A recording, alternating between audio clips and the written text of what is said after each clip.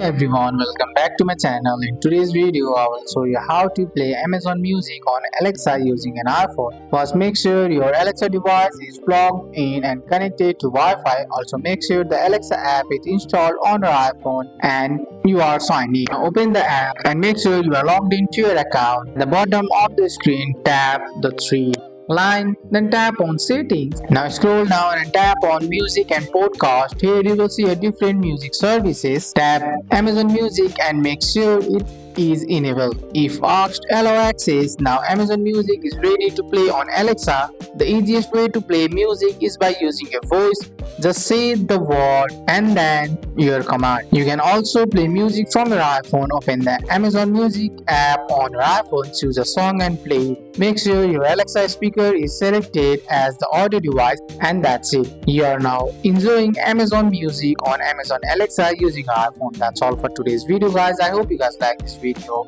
If you found this video helpful, drop a like, subscribe for more videos. Thanks for watching. See you in the next one.